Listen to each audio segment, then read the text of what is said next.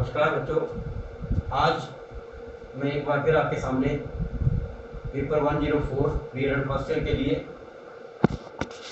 Pedagogy across the curriculum पाठ्यक्रम के तहत शिक्षा शास्त्र के प्रथम यूनिट को लेकर आपके समक्ष प्रस्तुत हूँ, जिसमें हम आज का जो आपका टॉपिक है जिसको हम आज कवर करेंगे, ये टॉपिक आपका पाठ्यक्रम, पाठ्यपुस्तक, ज्ञान आदि के संबंध में है, जिसमें टॉपिक का नाम है connection between knowledge, curriculum, text book, knowledge and learners, यानी कि ज्ञान, पाठ्यक्रम, पाठ्यपुस्तक के बीच संबंध, ज्ञान तथा अधिगमकर्ता। अरिस्टोटल ने कहा है, educated man are as much superior to the uneducated as the living to death, यानी कि शिक्षित व्यक्ति अशिक्षित व्यक्तियों से उतने ही श्रेष्ठ होते हैं जितने जीवित मृत को। शिक्षा एक व्यापक एवं गतिशील प्रक्रिया है, ये मानव विकास की आधारशिला है, ये जीवन पर्यंत चलने वाली प्रक्रिया है, इसके द्वारा व्यक्ति के व्यवहार में लगातार परिवर्तन होता रहता है। शिक्षा प्रकाश का वह स्रोत है जिससे जीवन के विभिन्न क्षेत्रों में हमारा सच्चा पथ प्रदर्शन होता रहा है। इसे मनुष्य का तीसरा नेत्र भी कहा गया है, जो मनुष्य को समस्त तत्वों के मूल समझाने की क्षमता प्रदान करता है तथा उसे उचित व्यवहार करने के लिए तैयार करता है। सबसे पहला इसमें जो बिंदु है वो है करिकुलम, यानी कि पाठ्यक्रम। इसका शाब्दिक अर्थ क्या है? पाठ्यक्रम जिस प्रकार संकीर्ण अर्थों में शिक्षा से तात्पर्य उस ज्ञान से है जो बालक स्कूल, कॉलेज अथवा विश्वविद्यालय से प्राप्त करे, यह शिक्षा का आदान प्रदान चार दीवारी के भीतर रहकर किया जाए। शिक्षा एक निश्चित विधि द्वारा दी जाए, इसकी एक निश्चित कालावधि व समय सीमा तय हो। उसी प्रकार संकुचित अर्थ में पाठ्यक्रम भी केवल विभिन्न विषयों के पुस्तकीय ज्ञान तक ही सीमित नहीं है। इसका एक व्यापक अर्थ है, यानी कि उसके अनुसार ये समस्त संसार शिक्षा क्षेत्र है और प्रत्येक व्यक्ति, बालक, युवा, वृद्ध, स्त्री, पुरुष सभी शिक्षार्थी हैं। ये सब जीवन पर्यंत कुछ ना कुछ सीखते रहते हैं। अगर लर्निंग की भाषा में तो ये भी कहा गया कई बार कि लर्निंग जो है इस फ्रॉम बॉर्न टू टॉम, यानी माँ की कोख से लेकर कब्र तक जो है वो लर्निंग होती रहती है। कई ऐसे उदाहरण हैं जिसमें कि एक सबसे बड़ी उदाहरण अगर आपको मैं बताऊं कि हमारे जो राष्ट्रपति थे सर्वपल्ली राधाकृष्णन जी, तो उन्होंने 11 विषयों में पोस्ट ग्रेजुएशन की हुई थी, यानी कि एमए की थी उन्होंने। तो कितना समय लगा उनको पढ़ने में? अब तो सीखने के लिए कोई उम्र नहीं होती है। सीखने के लिए आप जब मर्जी इसको सीख सकते हो, जब आपका दिल कर रहा है जब मर्जी इसको सीख सकते हो। आपके अंदर एक ललक होनी चाहिए, एक डिजायर होनी चाहिए कि मैंने ये काम करना है। तो इसलिए जो लर्निंग है that comes from born to tomb, यानी कि माँ की कोख से लेकर कब्र तक जो वो लर्निंग चलती रहती है। अब इसमें करिकुलम में अगर हम जाएं तो सबसे पहले इसका मीनिंग, इसका पाठ्यक्रम की परिभाषा क्या है इसकी? प्राचीन काल में पाठ्यक्रम को पाठ्य वस्तु का पर्यायवाची माना जाता था। इस दृष्टिकोण से पाठ्यक्रम का क्षेत्र जो है बहुत ही सीमित, संकुचित व मौखिक प्रकृति का होता था।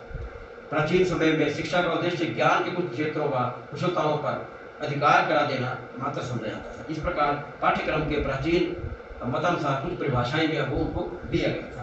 जैसे कि कनिंघम ने लिखा था, पाठ्यक्रम कलाकार। किसको कहा गया पाठ्यक्रम कलाकार? यहाँ पे शिक्षक।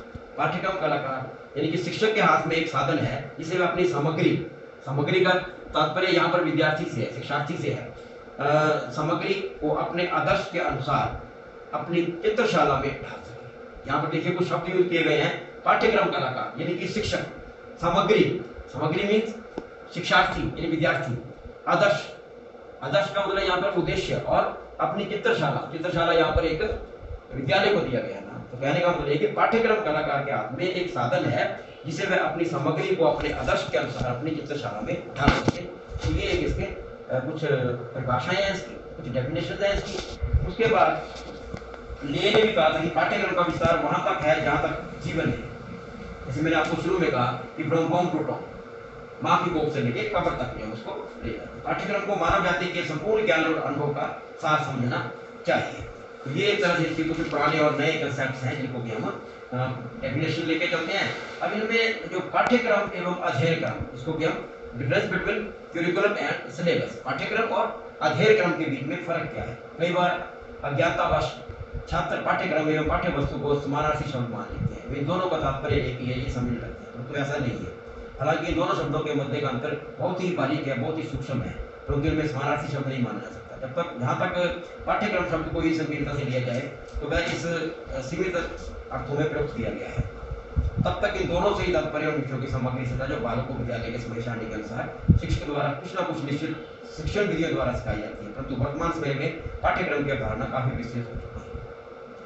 इसके ठीक विपरीत अध्ययन वस्तु यानी कि सिलेबस, इसमें किसी कक्षा विशेष की निर्धारित पाठ्य विषयों के संबंधित क्रियाओं का ही समावेश होता है। इस प्रकार अध्ययन क्रम या पाठ्य वस्तु, जैसा कि इसके नाम से स्पष्ट होता है, ये तात्पर्य किसी विषय वस्तु से विवरण से जो शिक्षक के लिए इस उद्देश्य के साथ तैयार किया जाता है, वह अपने शिक्षार्थियों को उसका भलीभांति एक तरह से ज्ञान प्रदान कर सके। इसमें कुछ एक बिंदु है इसके जो आप इस लेक्चर में जो डिटेल में नहीं मैं बता पाऊंगा आपको, लेकिन फिर भी शॉर्ट में बताता हूँ कि पाठ्यक्रम का क्षेत्र अत्यंत व्यापक होता है। पाठ्यक्रम तथ्यों को रटने की उपेक्षा करता है, बालक को सर्वांगीण विकास की प्राथमिकता देता है। पाठ्यक्रम के अंतर्गत बच्चों को विषय में समझने का अवसर मिलता है। पाठ्यक्रम का रूप व्यापक होता है। पाठ्यक्रम बालकों के जीवन के सभी पहलुओं अथवा यथा सामाजिक, आर्थिक, नैतिक, भावनात्मक, मौखिक का विकास करता है। इस तरह से बहुत सारी ऐसी चीजें हैं जो कि इसमें हम जिनके ऊपर हम बात देते हैं। इनमें कुछ एक हमारे पास इम्पोर्टेंट, जैसे इसकी इम्पोर्टेंट महत्व क्या है, करिकुलम का महत्व क्या है, तो महत्व में से हमारे पास आ जाता है सबसे पहले है शैक्षिक उद्देश्यों की प्राप्ति में सहायक है। दूसरी बात, शिक्षण सामग्री के निर्धारण में सहायक है। शिक्षण विधियों के निर्धारण में सहायक है। विषय सामग्री के विभाजन में भी सहायक है। चरित्र निर्माण में, व्यक्तित्व के विकास, अनुसंधान एवं आविष्कार, दर्शन और शिक्षा की प्रवृत्तियों को दर्शाने में तथा तत्कालीन घटनाओं में ज्ञान में ये बहुत ही सहायक है। और करिकुलम जो है हमारा जो पाठ्यक्रम है वो एक तरह से सहायता करता है इसमें।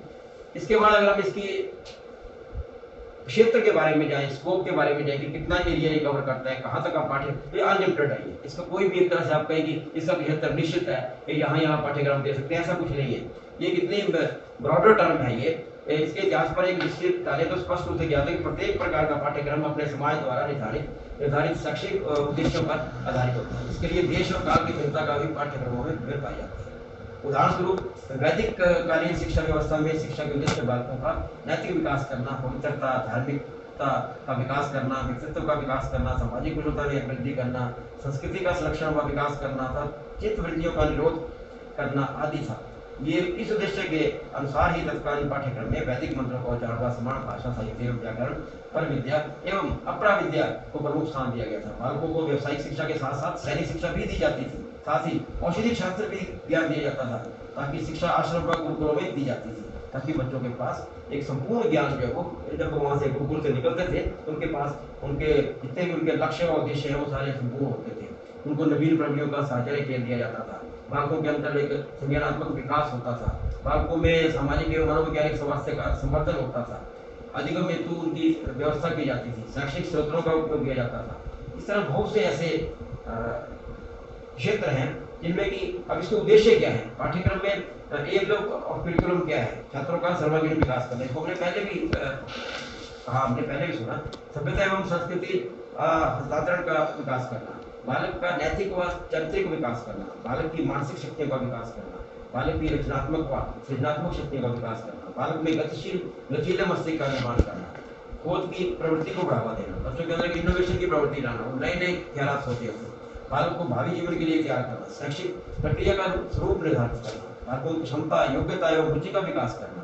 इस तरह से बहुत सारे ऐसे बालकों के अंदर विचार, तर्क व निरीक्षण शक्तियों का विकास करना, बहुत सारी ऐसी चीजें जो थी वो बच्चों के अंदर एम्स एंड ऑब्जेक्टिव्स किया गया है। अब connection between knowledge and curriculum development, ज्ञान तथा पाठ्यक्रम विकास के बीच में क्या संबंध है। इसके अंदर एक बहुत ही घनिष्ठ संबंध है। पाठ्यक्रम के माध्यम से ज्ञान प्राप्त किया जाता है। पाठ्यक्रम ज्ञान प्राप्ति का एक महत्वपूर्ण स्रोत है।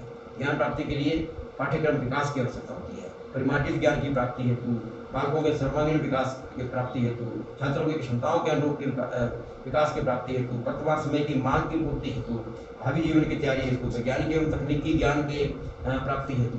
इस तरह से इस प्रकार ज्ञान तथा पाठ्यक्रम में घनिष्ठ संबंध है। ये विभिन्न ज्ञान की प्राप्ति हेतु पाठ्यक्रम में भी परिवर्तन किए जाते हैं। इसके बाद दूसरी बात आ जाती है इसकी पाठ्यपुस्तकें। प्राचीन काल में जब मुद्रण कला का विकास नहीं हुआ था तो समस्त विषयों की मौखिक रूप से दी जाती थी। जब मुद्रण कला नहीं होती थी तो उसको मौखिक रूप से शिक्षा मिलती थी। उसके बाद धीरे धीरे कलम से लेके उन ग्रंथों को भोजपत्र के ऊपर लिखा गया, वहाँ पर भी उनको शिक्षा दी गई किस तरह से लिखना कैसे है, गिनती कैसे करनी है, किस तरह से कलम का इस्तेमाल करना सीखा गया। धीरे धीरे आगे एक तरह से मुद्रण कला जो है वो एक तरह से काम में आती गई और इसका इस्तेमाल होना शुरू हो गया। और बहुत सारे ग्रंथ जो है वो पहले हाथ से लिखे गए, चाहे आप रामायण ले लो, चाहे आप महाभारत ले लो, जितने भी ग्रंथ हैं हमारे, उन सबको पहले मोरपंख से रोशनाई, जिसको हम स्याही बोलते हैं, उससे लिखकर उसको हमने लिखना शुरू कर दिया। और उसके बाद आज की डेट में आप देख लो, आप कंप्यूटर में एक बटन क्लिक करते हो और आपका पेज के ऊपर जो आपने लिखा है, वो जो टाइप किया है वो सामने आ जाता है। यहाँ तक कि इतना भी एडवांसमेंट हो गई है कि जो भी आपने बोला है, आपके शब्द जो है वो वहाँ पे जाके प्रिंट हो जाएंगे, आपको लिखने की टाइप करने की भी जरूरत नहीं पड़ेगी। तो ये फर्क है उस पुरानी विधि में और आज की हमारी जो हाई टेक्नोलॉजी है उसके अंदर। हम आज मैं आप लोगों को कुछ बता रहा हूँ यहाँ पर खड़ा होकर, तो ये भी आज की हाई टेक्नोलॉजी का ही फर्क है, जिसको हम आपके सामने समक्ष प्रस्तुत होकर, आपके सामने ना बैठकर भी मैं आपको कुछ ना कुछ ज्ञान की बातें जो है वो बता रहा हूँ। इसके बाद इनके फायदे क्या है पुस्तकों के, एडवांटेजेस क्या है टेक्स्ट बुक्स के। अब तो टेक्स्ट बुक का भी रिवाज एक तरह से खत्म होता जा रहा है, बच्चे जो है वो इंटरनेट पे सर्च कर लेते हैं सब कुछ। लेकिन हमारे समय में जब हम लोग पढ़ते थे तो उस वक्त लाइब्रेरी होती थी, हमें लाइब्रेरी में जाके ज्ञान प्राप्त करना होता था। तो सबसे पहले लाभ क्या है पाठ्य पुस्तकों, शिक्षा प्रक्रिया का व्यवस्थित होना, अध्यापक को पाठ की तैयारी करने में सहायता करना,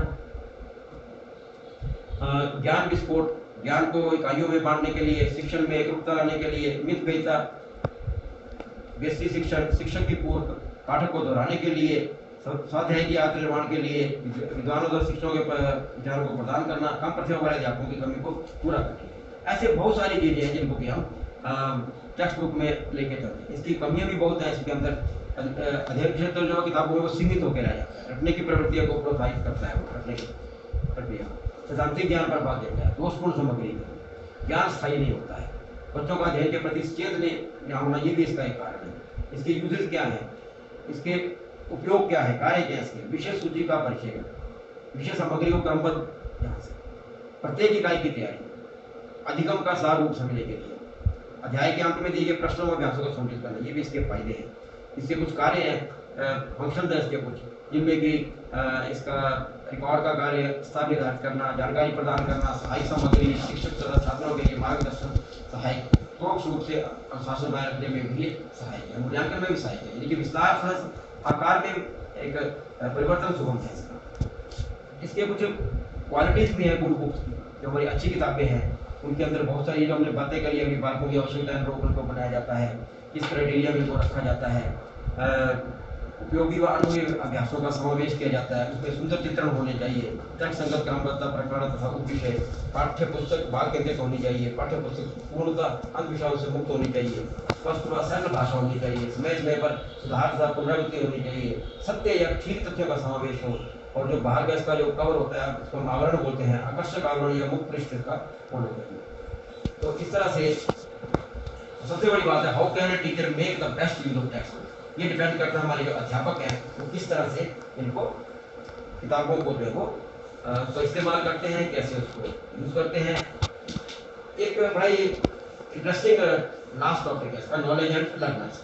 इसमें कि ज्ञान की प्रक्रिया होती है, इसमें चिंतन, समझ, प्रत्यक्षण, समर्पण करना, समस्या समाधान, अनेक मानसिक प्रक्रिया होती है जिससे हमारा दुनिया का ज्ञान विकसित होता है। इसके कुछ बिंदु हैं जिनको मैं यहाँ पे आपको बता रहा हूँ। Events of constructive learning design, सबसे पहला इसमें सिचुएशन, जिसको हम परिस्थिति को मानते हैं, क्या परिस्थिति क्या रखनी है हमने। उसके बाद है ग्रुपिंग, ग्रुप के भी दो वर्ग होते हैं, सब विद्यार्थियों का समूहीकरण कैसे किया जाता है, छोटे छोटे ग्रुप को बना के विद्यार्थियों को पास में जाने के लिए उनको एक तरह से भौतिक मॉडलिंग द्वारा, ग्राफिक्स के द्वारा प्रस्तुतिकरण, संख्यात्मक वर्णन या संयुक्त अनुभवों को लिखना। फिर एक ब्रिज लेते हैं, जिसको हम सेतु भी बोलते हैं, ये विद्यार्थी के पूर्व ज्ञान को जानने की, और जो उसको पहले से आता है जो उसको बताने जा रहे हैं, तो दोनों के बीच में हमने ब्रिजिंग करनी। और एक उसके बाद प्रश्न ऐसे पूछ लिया जिससे कि उनको प्रोत्साहन मिले, बच्चों को प्रदर्शन करना, एग्जिबिट। अब जो हमने उनसे बातें करी हैं उसको एग्जिबिट कैसे करना है, उसका प्रस्तुतिकरण कैसे करना है, और वहीं से उनको उनकी जो एक तरह से रिफ्लेक्शन सामने आएगी कि वो क्या इसमें करना चाहते हैं। तो कहने का मतलब ये है कि कौशल और आवृत्ति ज्ञान से भिन्न होते हैं। ज्ञान मात्र कुछ तथ्यों का सूचना का संग्रह है।